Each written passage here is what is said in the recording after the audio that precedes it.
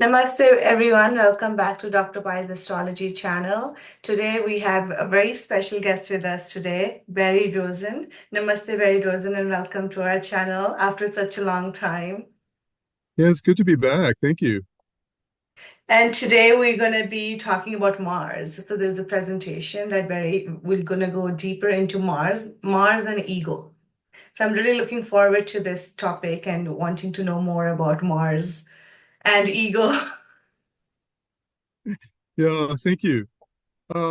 So um, I've been starting to kind of look. I'm going to start with some chanting here, so we can get Ganesh on our side. Om Ganeshaya Namaha, Om Ganeshaya Namaha, Om Ganeshaya Namaha, Om Ganapatiye Namaha, Om Ganapatiye Namaha, Om Ganapatiye Namaha.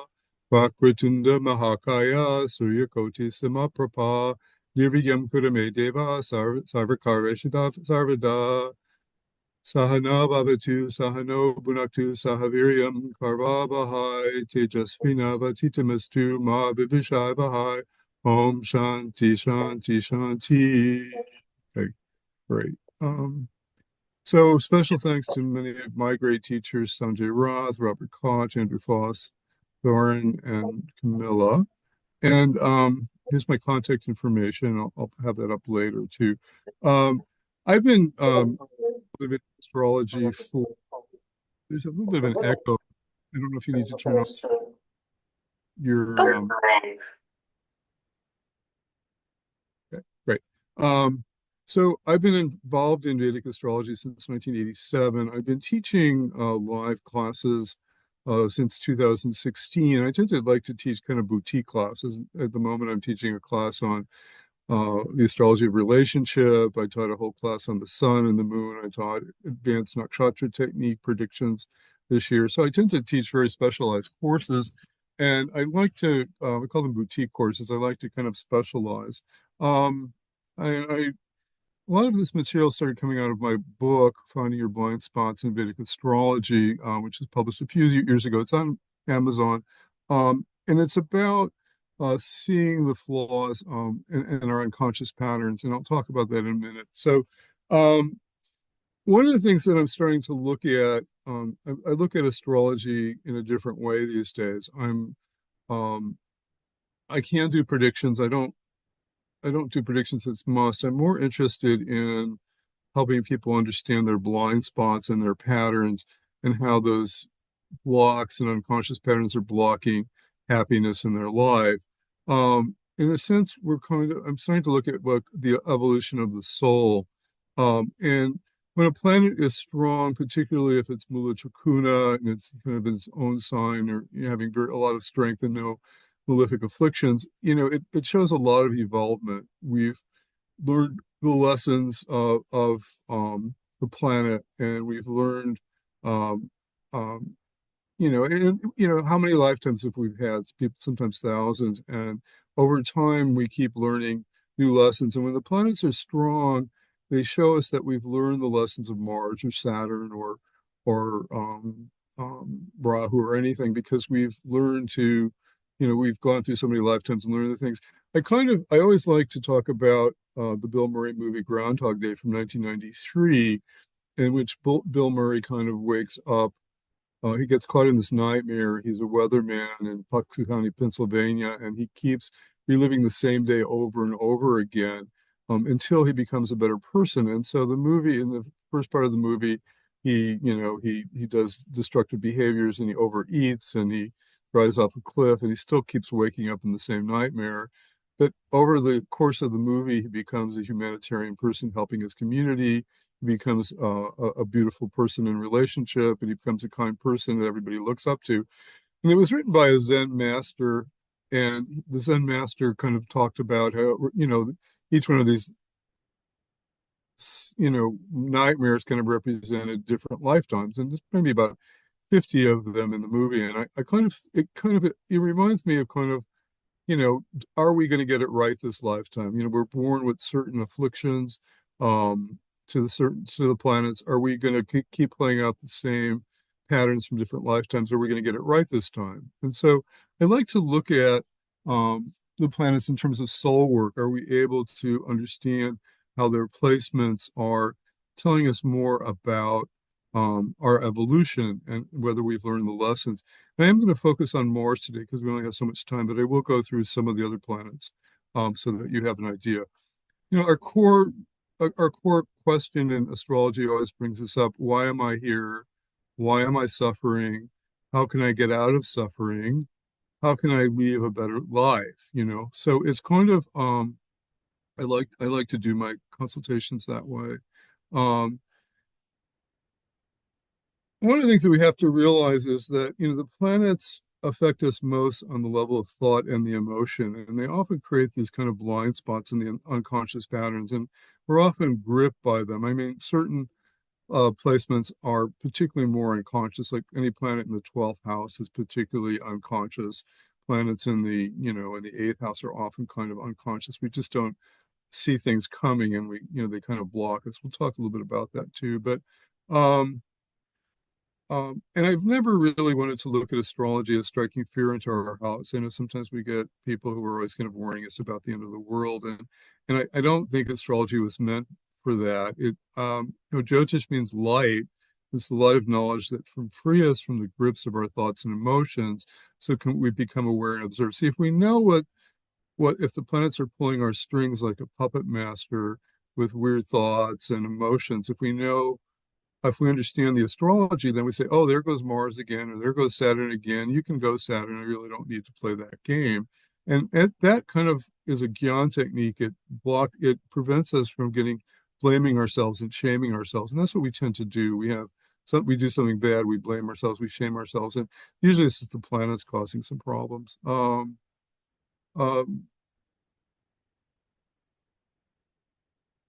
So ultimately, I feel like Vedic astrology should be a jnana technique. You know, it creates a Zen moment where we see the levels of our emotion, our ego, and it allows us to be freed from from their grip, and that allows us to become a better person.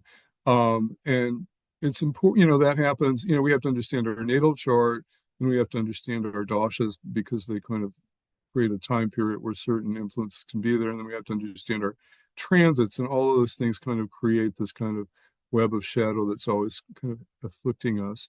Um, Ultimately, we need to kind of own our own divinity. I mean, one of my spiritual teachers used to say we're bigger than the planets, and you know, we're the divine, and eventually we can command the planets. And you know, I have this technique. I remember when I was going through Sadi Sod, I kind of learned. I said, Saturn, you can go now. You know, I kind of realized that he was creating all this fear and Maya in my life, and I just said, Saturn, you can go now. And I felt like this incredible freedom when I, you know, I told Saturn, you know, of course I respect Saturn, but I also like, you know, you don't have to play this game anymore. You know, that happened when Saturn was ripening in my life.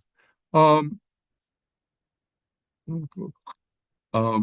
one of the ways I like to look at charts these days is looking at planetary dignity, and I like to see that Mula-Chakuna planets like Mars and Aries, or Sun and Leo and things like that, have particularly strong and balanced energies, and afflicted by if they're unafflicted by malefics, and particularly if they have benefic aspects, then they really show kind of mature energies. And so these are the strongest planets in our charts, but there's so many different ways that planets can get afflicted, you know, by, you know, nakshatra influences, by aspects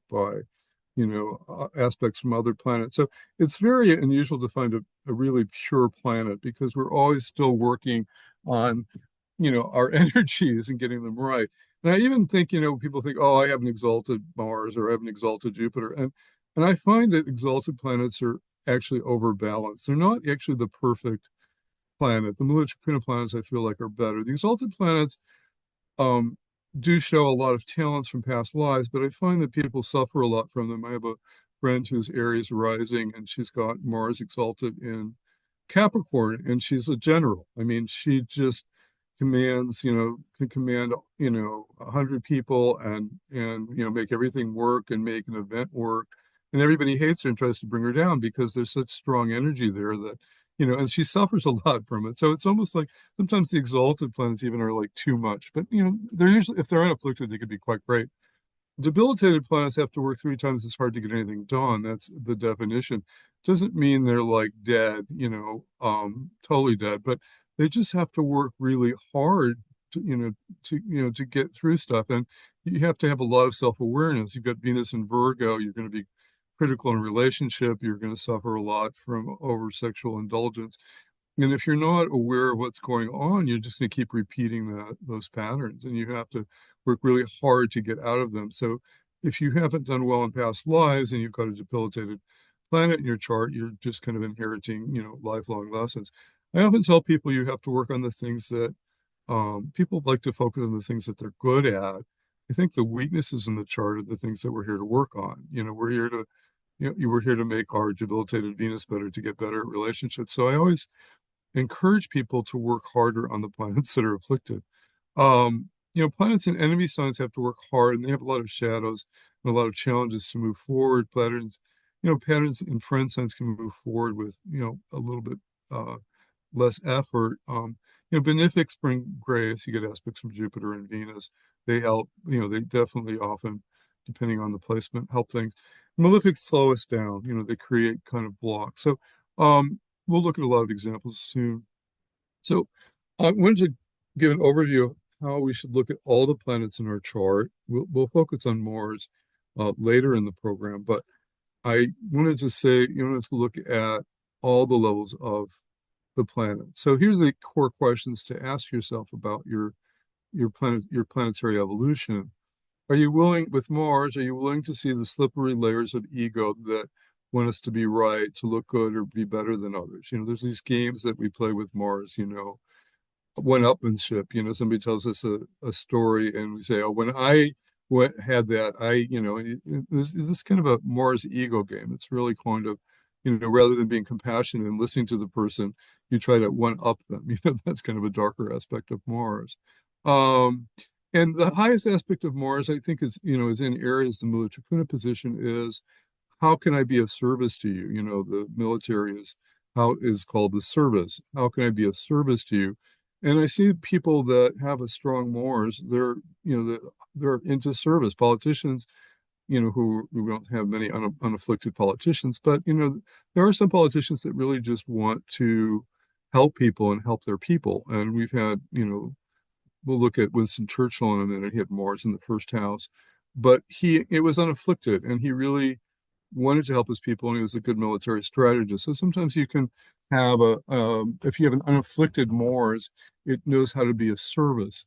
The sun, the sun's the archetype for the king, and the king is, in olden times, the good king really cared about his people, and he wanted to help his people and his kingdom and make them prosperous. And he did everything to kind of, make the country, his country work, and he wasn't caught up in power trips and control and self-aggrandizement. And today, with modern politicians, it's, which they usually have Sun conjunct Rahu or Moon conjunct Rahu, they're very corrupt, and they're really interested about, what about me? How do I look? How can I make more money from my position? How can I gain more power? And, that's the opposite of the sun archetype. It's not about serving, as the sun is so graciously wanting to help others.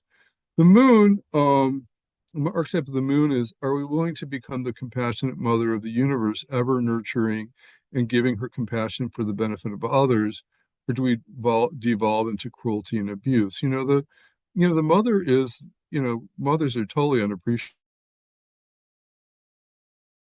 They kind of wear 8 hands.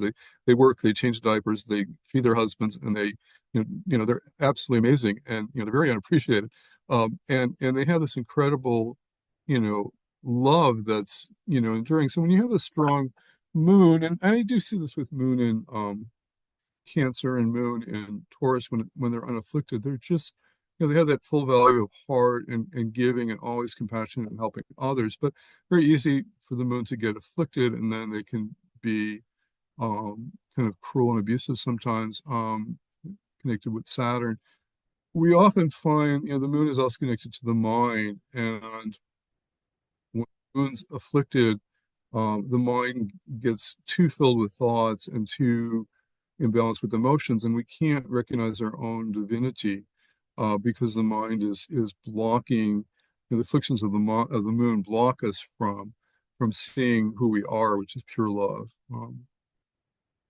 Correlations of Jupiter. Are we willing to act justly with good judgment and maintain moral standards?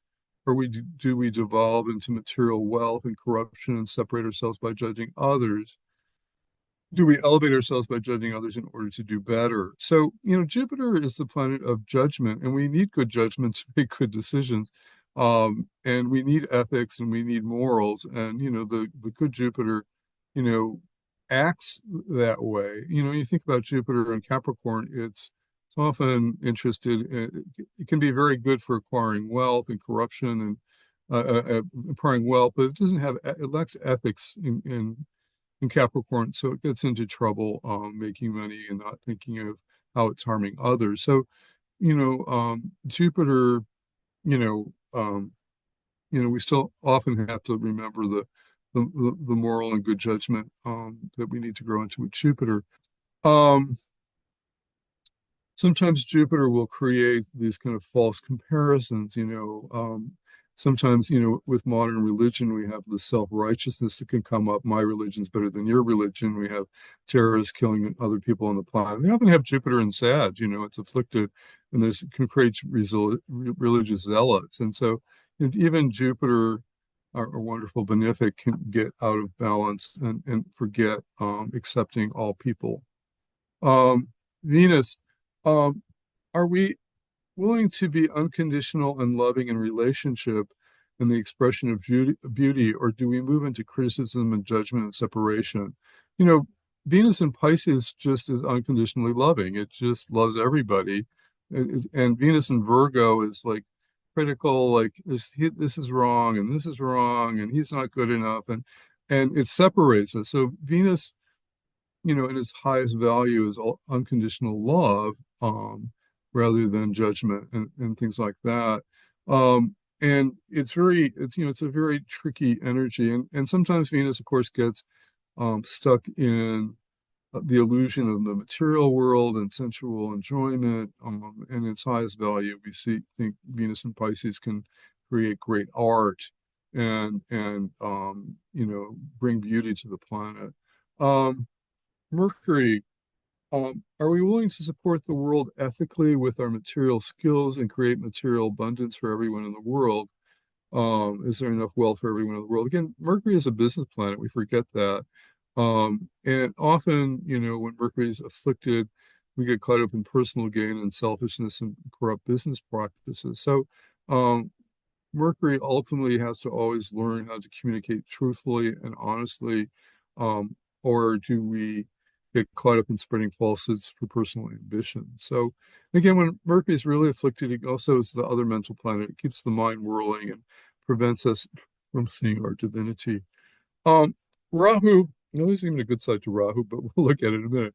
Rahu, when it's afflicted, do we get caught up in corruption and unethical behaviors for personal gains and self-aggrandizement, and do we stay stuck in ignorance? Rahu's the biggest planet that keeps us in the mud of ignorance, thinking, I'll be great if I have lots of money, if I have lots of fame, and we get all those things and we're still not happy, But ultimately, Rahu is connected to the Kundalini energy and it can rise. It can be a very spiritual planet, even in Scorpio. It's considered, some of the Jyotishis feel like Rahu is actually better in Scorpio because it craves spiritual energies rather than and when it's exalted in Taurus, it's kind of, craving too much material things, and it loses its spiritual essence. So it's quite amazing. With Rahu, do we get caught up in too much rebellion that we're always angry and able to be a productive member of society? There's a value to rebellion, and most rebellion gets out of balance. The thing that people don't understand about Rahu, it is meant to challenge the outmoded, stuck areas of society. When things get too stuck in a society, Rahu comes along to change the norm, and it's necessary because it does create evolution. So Rahu has a purpose in that way. Um, K2, do we realize the purpose of our existence to unite with the divine and help others through selfless service or spiritual wisdom, or do we get caught up in the frustrating weight of material success and feel that we're missing something? You think K2 is considered debilitated in Taurus, and I think it really is because it when I see people with K2 and Taurus, it's kind of like they're very good at manifesting material things and material success, but they have so much trouble getting on the spiritual path, and they just can't find time for meditation, or they may have that desire, but there's just not enough energy. So again, that's like a lower kind of evolutionary placement for it. Okay. um so I'm going to focus on Mars because that's, we can't do all those planets, but um, I'm working on next year. I'm hoping to develop a whole course where we kind of focus on, all the planets in that way. And I think I'm kind of excited to do that. Afflicted planets may create shadows and blocks that prevent us from being clear and seeing our truth. So this is the whole point about blind spots, is that for the most part, when we look at people's charts, there's always some affliction. There's an aspect. It's a bad nakshatra placement. It's weak in the Navamsha chart. So, if you look hard enough, you always find some some imperfection because we're still always kind of working on perfecting the archetypes. But some planets are purer than others. We'll look at examples. Um, quick side note here. Let's see, we got I'm not going to do some of these other planets because I'm going to get too distracted here. Okay, so let's do a deep dive into Mars and Mars afflictions, and we'll go through a number of examples about ego. And you all know the things that Mars is connected to on the emotional level. It's courageous, pioneering, energetic, it has ambition, desire. On the material level, it's connected to brothers and siblings, engineering, construction, weapons. And these are all the levels that Mars, on the occupational level, often produces soldiers and surgeons and even doctors and dentists and things like that. So here are the core points about Mars and ego. Um, the ego represents our deepest level of identity and existence, and in a sense, it's kind of the biggest block to enlightenment because it we want to be a somebody, and sometimes we distort our ego and pretend to be somebody that we're not, because it's, underneath there may be low self-esteem even. And so we have to, you know ego is one of the biggest blocks because it prevents us from seeing our own divinity. It's kind of a biggest blocks to enlightenment. It continues to trick us and keep us stuck in illusion. We think we have to be a somebody, and we identify with, I live in this city, I'm married to this person, I have so many children, I make so much money. We identify with all these things, and they're not who we really are. And eventually, sometimes, Rahu or Saturn will come in, and suddenly, we go through a divorce, we don't have a family, our bank account gets lost, and we start looking at who are we really, and that can be a good thing. But, Mars has, we do get stuck into identity, and when Mars gets shattered like that, it really should force us to turn to the divine to go deeper. Um, there are two sides of ego too, and people don't realize this. There's the boastful, arrogant ego, and we usually don't like those people. When Mars is very afflicted by Rahu, we usually don't like those people because they're just, we always say, oh, they're full of ego. But there's, ego is also, sometimes ego could be low self-esteem, not good enough energy, shy people. I mean, and we see that with like K2 in the first house people too. It's kind of like, or if I see Mars very combust the sun, actually, it's not even, when I talk to people, it's not that their ego is inflated. It's almost like they have trouble with ego because they have low self-esteem. So it's really kind of fascinating. So we have to remember there's two sides of ego. The ego that is, we should have a solid sense of identity, that wants to serve and be helpful to others.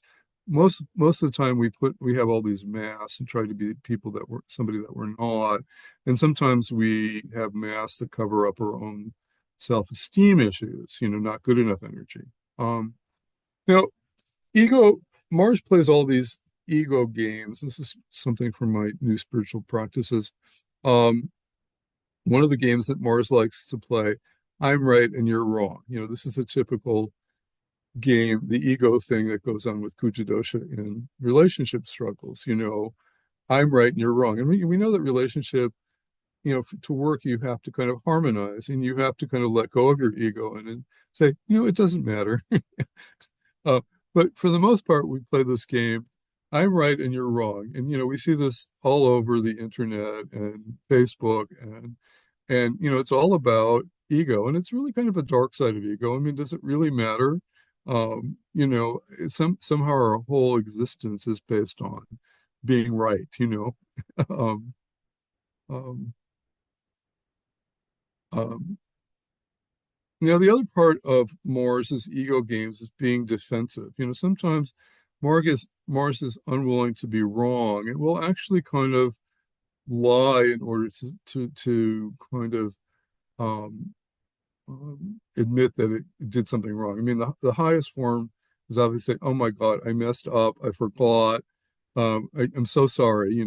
That's that's what we need to do.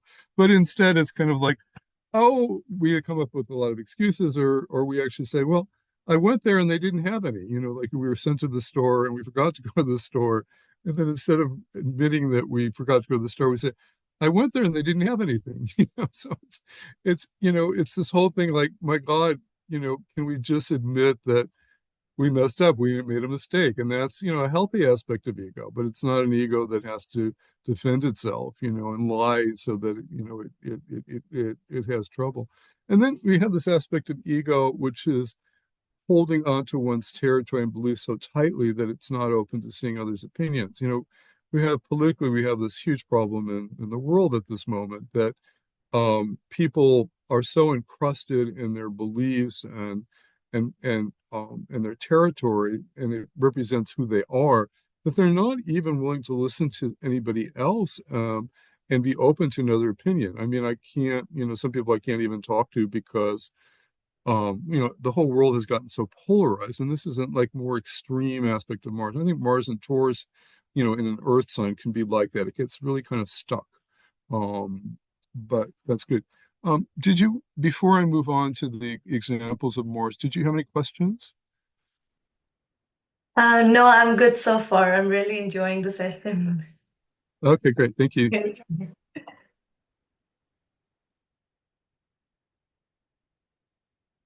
Okay, let's talk a little bit more about Mars and ego. Mars is a very spiritual nature because it also is the co-owner of Scorpio in the eighth house. And when ego is transcended through spiritual practice, eighth house is meditation, leads to bliss, valor in speech, selfless service to humanity, liberation, nirvana, and divine wisdom. So there's kind of, Mars does have that kind of, Mars is a very funny planet. I mean, we always think of Mars as like a dark planet, because it's military and it's violent and it's ego. But forget it does co-own Scorpio, so it does have this very spiritual energy, and it does have this very strong service energy, and that's good. Now I have Mars in Aries in the sixth house, and my life has been dedicated to service and to spiritual practice. And so I've always had a high aspect of Mars. And so when people talk about the difficult the how difficult Mars is in their chart, I have trouble understanding sometimes, but I do know, we do know the problem of Mars. We have all these kind of violent murderers and all these people that when Mars gets really out of whack. Um, um, so when we look at distortions of Mars, um, we we can look at we have to look at, like I said, it's rare that you get a pure planet. I found a couple, but for the most part, there's going to be an aspect of a malefic, or the nakshatra placement. It's going to be, give it a tinge, or it may be weak in the Navamsha chart, or something. Um, this positor may be poorly placed. It's very rare that you get a pure planet. When you do, you get people that are just have incredible talent, and they're bringing gifts from past lives that are just so developed to help others. But for the most part, with Mars, we're always going to find some distortion of ego, until you get to enlightenment. Um, um, and and for the most part, we have to kind of um, you know, the astrologers sometimes get into this horrible language. This is bad and this is good. No, no, it isn't. It just is. Have you're given, you haven't learned to be of service in past life. You haven't learned to, use the highest aspects of Mars in past life. So, you may be given a poorer placement this time because you're here to work on those things. And you may have lots of lessons that come up until you learn to get it right, like Bill Murray and Groundhog Day. So let's look at some examples, and by sign. And this is very simple. I mean, we have to also look at house placements, and we can look at aspects too, and they all get intertwined. But just be very simple. What if we just look at sign placement? So Mars in Aries, again, is a Mula Trikona placement, particularly in the first 10 degrees. And when it's unafflicted, the Martian ego, um, I'm sorry, it's really when it's afflicted. Like I said, it's rare to find an unafflicted Mars, even in Aries. When it's afflicted, the Martian ego is caught up in achievement, doing, and independence. I mean, I have Mars in Aries, and it's like my self-worth is how much did I get done that day? How many things did I cross off my list? It's like, we feel good about ourselves if we do something and if we get a lot done. And that's kind of, there's kind of a flaw there because, we don't get to be or be happy if we're always doing and doing and doing and doing and not feeling good until we get all the things off our list. And there's always, the list never ends, right? So there's a problem. Mars likes to be a doer in Aries. It likes to be very creative and accomplishment. There's a sense of ego that comes from that. Now, I'm going to show you a relatively unafflicted Mars in Paul Newman and a very afflicted Mars in Adolf Hitler. Um, so here's Paul Newman's chart. Very famous actor, particularly strong in the 60s, Cool Hand Luke, um, a lot of great movies he did. And he's got an amazing chart, because he's got Venus, Mercury, and Jupiter in the first house, which is a Saraswati Yoga. The three benefics in the first house. I mean, really good person. And he was really a good person. And, his legacy was he created Newman's Own, a charitable company that sells organic food products that, and the money from the profits from the company go to charities. So, it's kind of a philanthropic Sagittarian person, Jupiter in the first, just a really good person. He also had a good marriage, three benefics on the 1-7 axis. Well, how many Hollywood actors, were just married their whole life? He was married to Joanne Woodward for, forever, and they had a wonderful marriage. Now, he's got Mars in Aries in, it's about 1 degree. It's kind of a powerful placement here. It's in the fifth house, which is, we like to see planets. We like to see it. Mars is kind of a mixed planet for Sagittarius because it owns the 12th, and it does have a Saturn opposition to it. But for the most part, got a Jupiter trine to it. For the most part, this Mars is pretty strong. If anything, I think I have a Mars Saturn opposition between Aries and Libra also, and I think it kind of balances out Mars's ego a little bit. So there's some humility there, and if there's some time, there was some greatness. So um, uh, I feel like this is a fairly developed Mars, and I felt like his life then he did want to be a star, like all movie stars, but he eventually turned his wealth to help others with his humanitarian work. Now here's Adolf Hitler. got Mars in Aries also. It's in the seventh house with an exalted sun, with a retrograde Venus, in a planetary war with Mars and with Mercury. Now, if you study with me, no planet does well in the seventh house because the seventh house represents sunset. And when you're driving into the sunset, you have to put down your visor because you can't see the road, you know? And so planets in the sunset in the seventh house are kind of blinded to their foibles and their so again, four planets in the seventh house is just really difficult. The exalted sun, yes, he was a powerful leader, but it was more ego based. It wasn't, I want to conquer the world. Mars is also out of balance here. Obviously, it's in the planetary war. It's the worst planet for Libra rising. He it was all about conquest. It's the darkest aspect of Mars that we can imagine. I mean, one of the darkest players we've had on the planet this century. And this is an example of Mars just totally out of balance with no sense of service, no sense of it's all about ego and power and destruction and a very difficult placement. Um, Sometimes Mars in Aries can also be out of balance.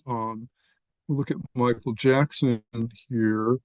Aquarius rising. Mars is not a good planet. Again, Mars is the Atmakwarika in the third house in Aries. It's afflicted by K2. It also has a Gemini aspects from the moon and Mercury and the sun. And it's got Rashi aspects from Jupiter and Rahu. It's got all the planets kind of interacting with it. Saturn also has a Gemini aspect to it. Third house is also connected to kind of sexual energies.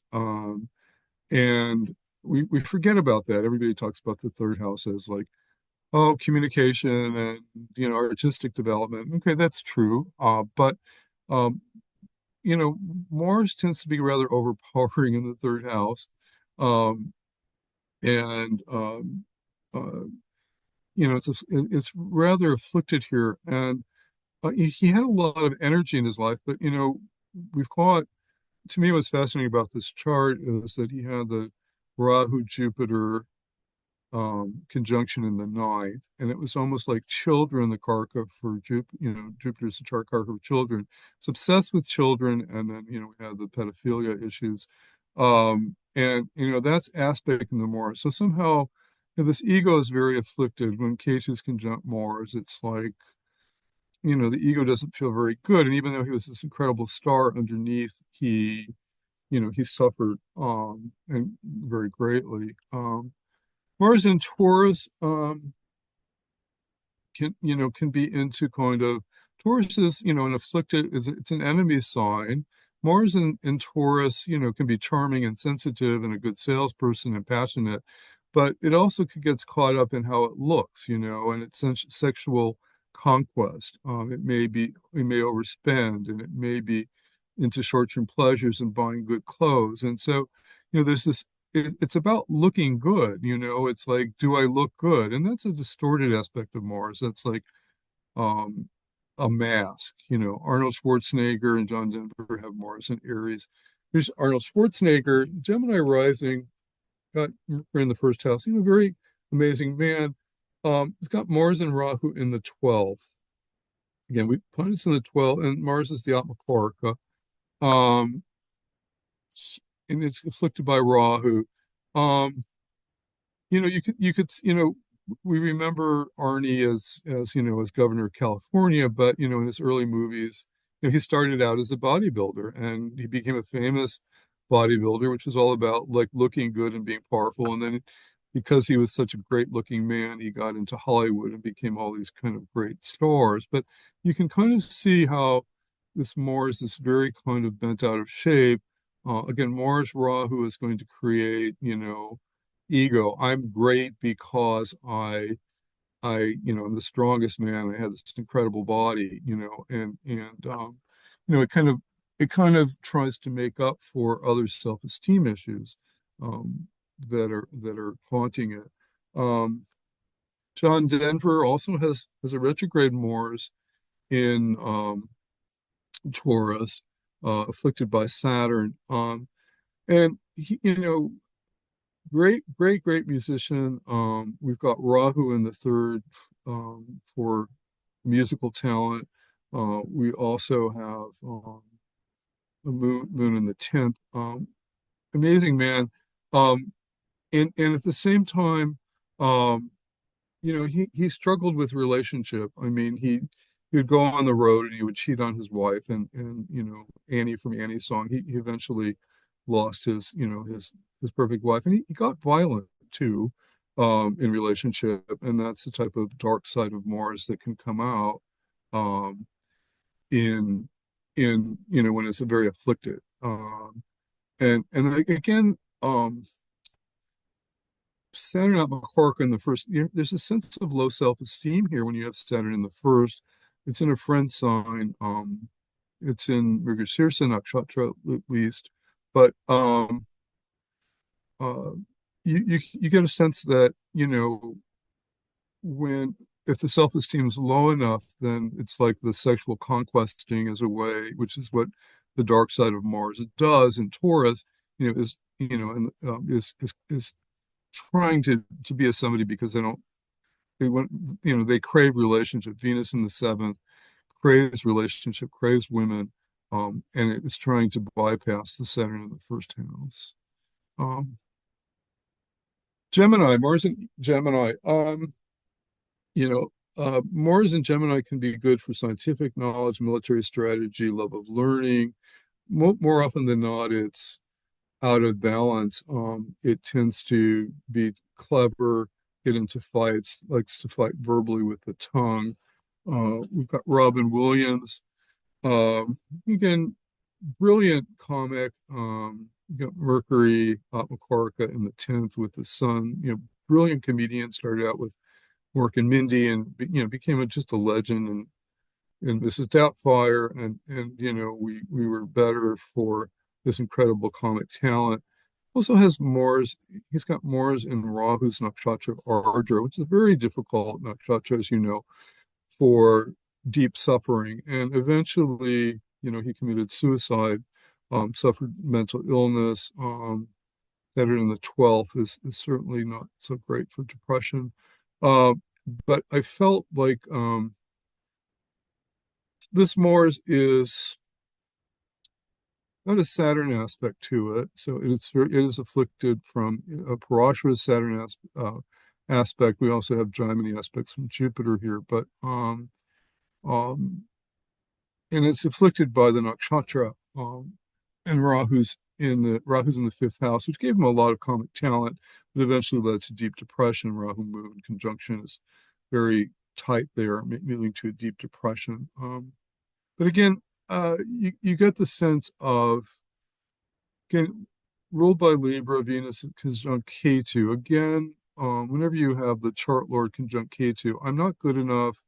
And there was this sense of low self-esteem that tries to kind of get overcompensated in so many ways. Mars in Cancer,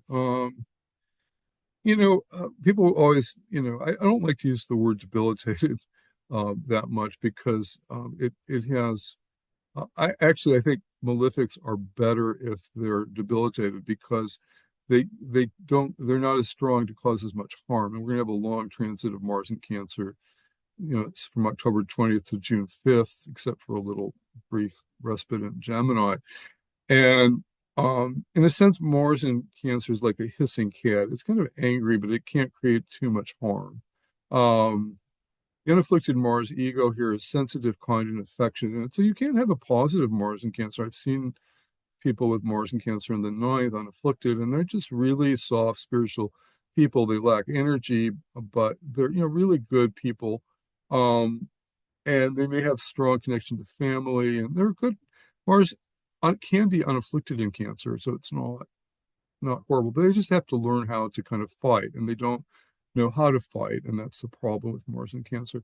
Afflicted Mars in Cancer has ego and self-esteem issues, identity issues, lots of wounds, lots of subconscious fears, and I do know a number of people with afflicted Mars and cancers, and they're kind of a mess.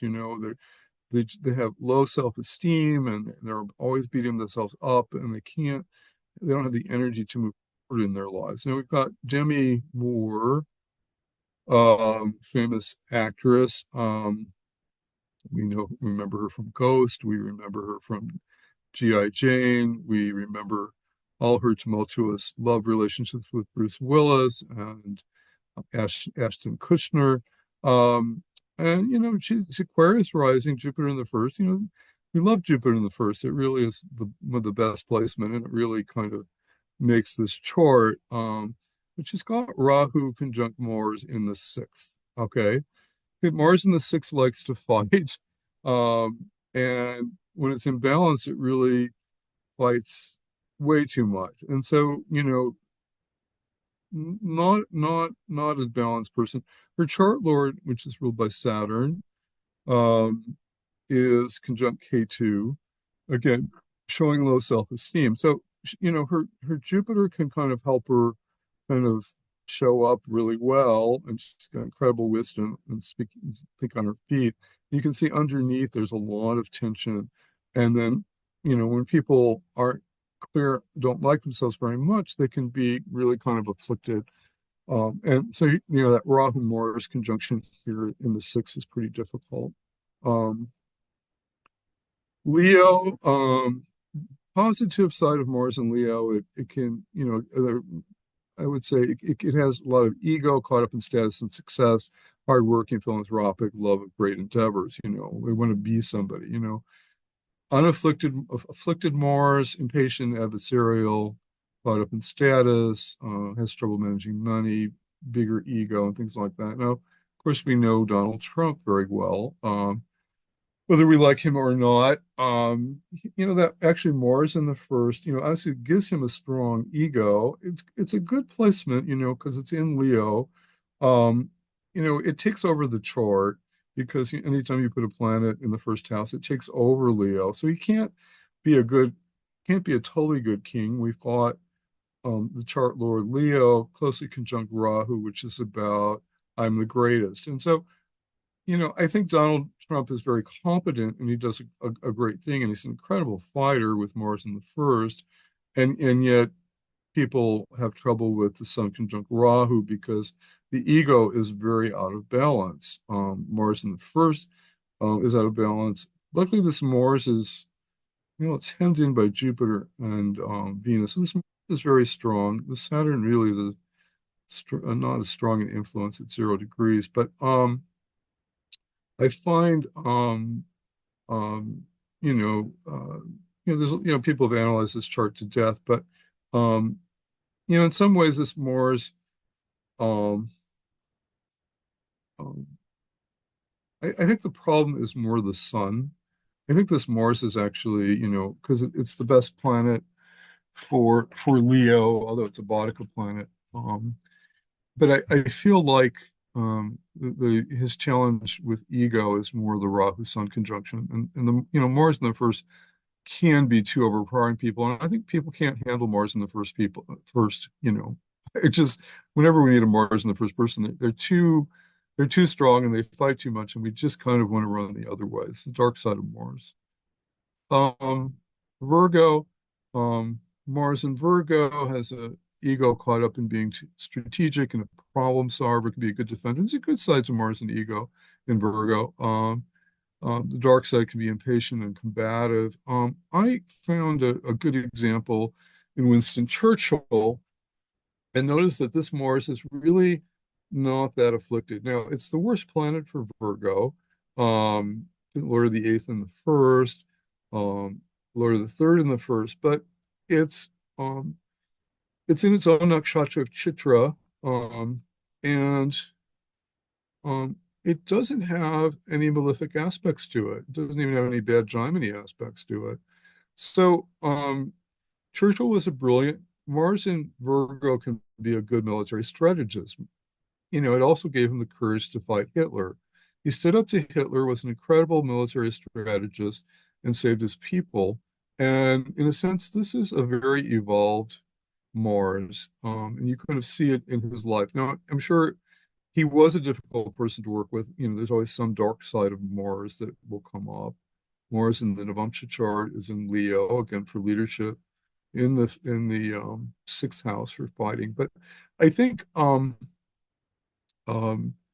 this is a particularly strong Mars in being able to kind of be a great military strategist. And, of course, Mars is always going to have some tinge of ego, but he was really into serving his country. He wasn't corrupt. We don't get the sense that he was corrupt. I don't remember any corrupt stories ever.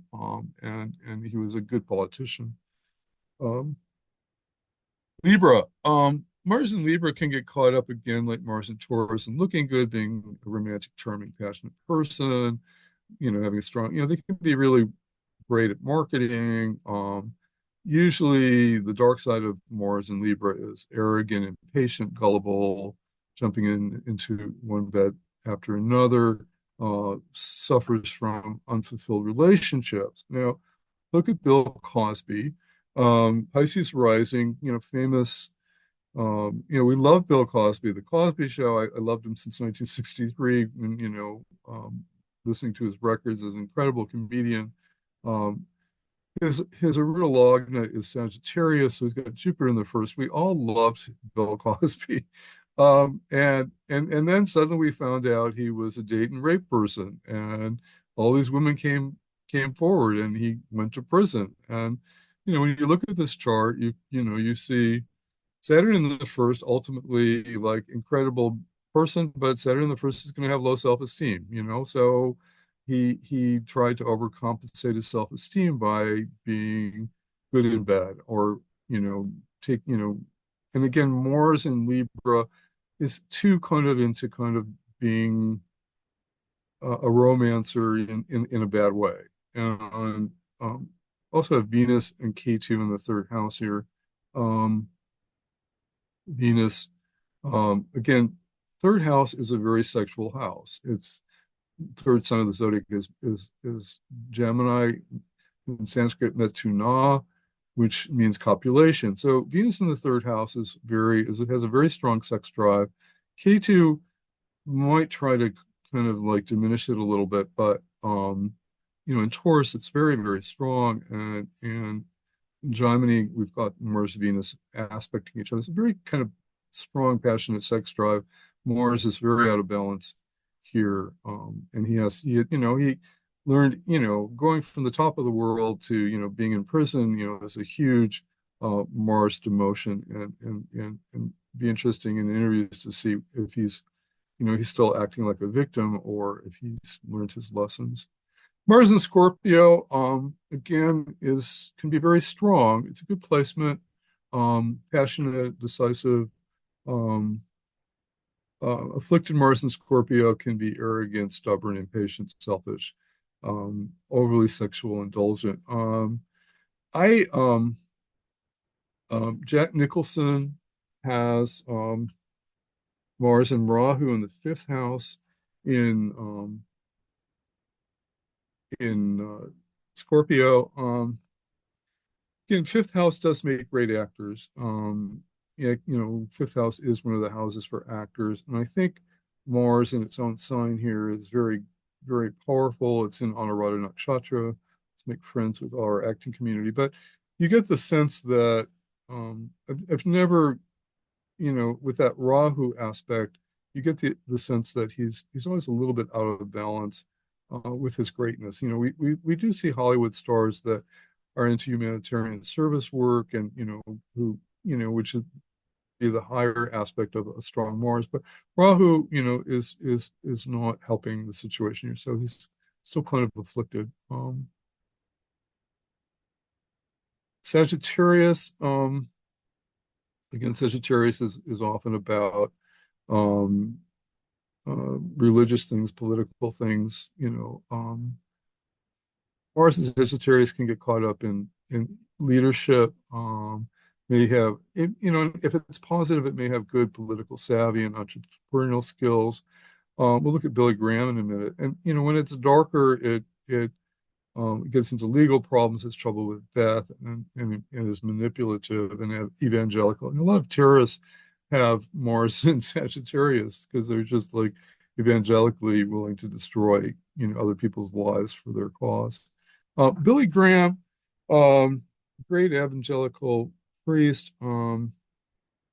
I, you know, this Mars is fairly strong. I mean, it's not, again, it has some problems. In Gemini astrology, Rahu has a 30-degree aspect to Sagittarius. So Rahu is afflicting Mars. So there's a problem here. The moon is again creating a positive energy, Lord of the ninth with the Lord of the fifth. So he had a very Raj Yoga for illustrious career, very beloved, a good person. And you get the sense, though, with all the ultimately these evangelists, you go to Charlotte, there's an empire of how much land he owes and how much money he's collected from the church, and you get a sense that we're the second Mars, aspected by Rahu, just maybe a little too greedy in fulfilling his mission as a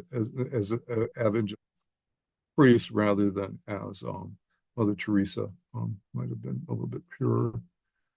Capricorn, is a sign of exaltation. As I mentioned earlier in the broadcast, I find that Mars in Capricorn can be too powerful. In the case with Albert Einstein, he was prone to recklessness and deception and blind to his egos. Gemini rising Mars is not a good planet for him. It's in the eighth. The exalted Mars and even Rahu in the scientific sign of Capricorn is giving him incredible insight into the laws of physics. Again, physics is going to be connected to Capricorn or Aquarius. Great scientist with Jupiter in the ninth in Aquarius, great teacher, and yet he had a tumultuous first marriage. He was prone to anger and outrage. Absolutely brilliant. There's the exalted Mars here is Mars is out of balance. It's very close to Rahu, and yet incredible insight into the laws of nature because of the exaltation. Mars in Aquarius.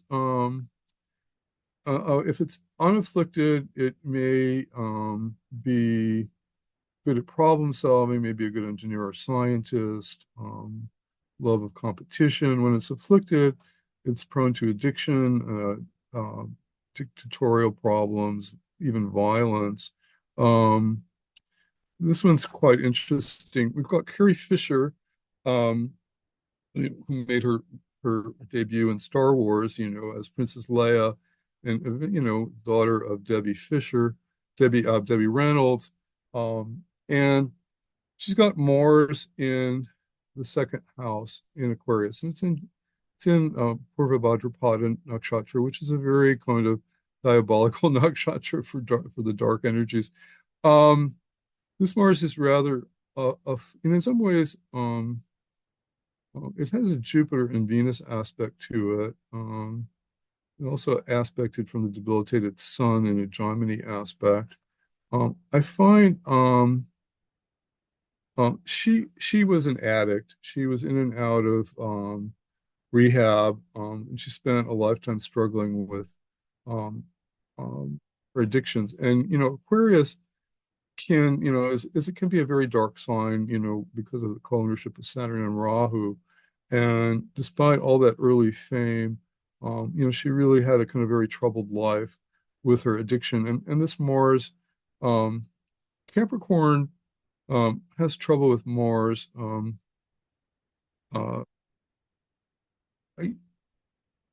Because it's just not a good planet for it. And in this case, this Mars, Jupiter's not a good planet for Mars, and Jupiter's not shot for it. It's not helping any at all here. Jupiter's in the eighth. And then finally, Mars in Pisces. Positive Mars in Pisces is a friend sign. It could be philanthropic and into service work and dedicated to ideals. Often Mars is afflicted in Pisces. It has trouble with legal issues, uneven careers, problems with money and addictions.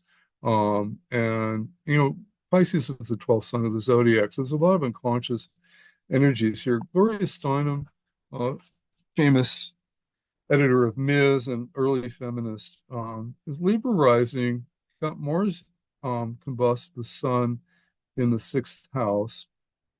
Mars is not a good planet for Libra, Lord of the seventh and the sixth. And Mars is kind of fighting too much here, right? Mars in the sixth likes to fight anyway. Afflicted Mars likes to fight even more. And she fought for women. She's incredible, incredible career behind her. And you get the impression that she wasn't very happy. When you fight so much, you're just never happy because you're always fighting and fighting and fighting. And this has been a lifelong career of fighting for women, which we admire so much. She did so much with, but in a sense, you can see how it kind of could create some problems for her. So finally, just, aspects can contort Mars and the ego. Mars Mercury creates too much aggression, sometimes in speech and verbal jousting, ruthlessness in attaining goals. Now, have you had a question? No, I'm just reading. I'm just reading yeah. Okay. Mars Jupiter may spend too much. Mars Venus, again, too passionate, too much quarreling, too much fighting. Mars Saturn, maybe get isolated and things like that. But there's a lot of ways Mars can get afflicted. Mars Rahu, vindictive, angry.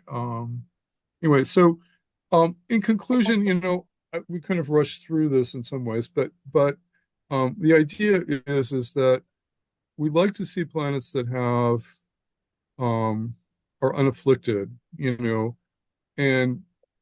even Churchill was one of the better examples that we saw because it was really unafflicted except by sign. It doesn't like being in Virgo.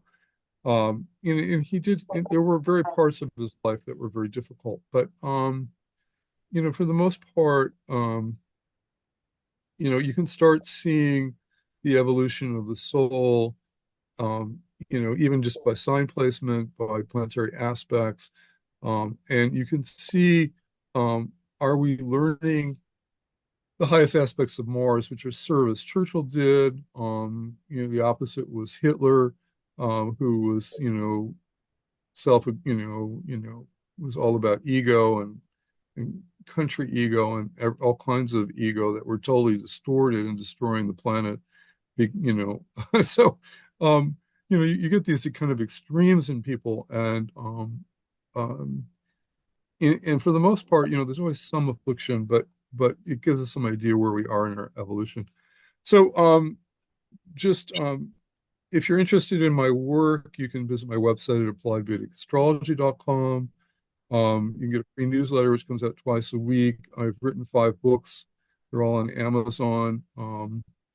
I've got 40 courses on my website. I teach all these boutique classes, including a lot of this material is from my course on blind spots.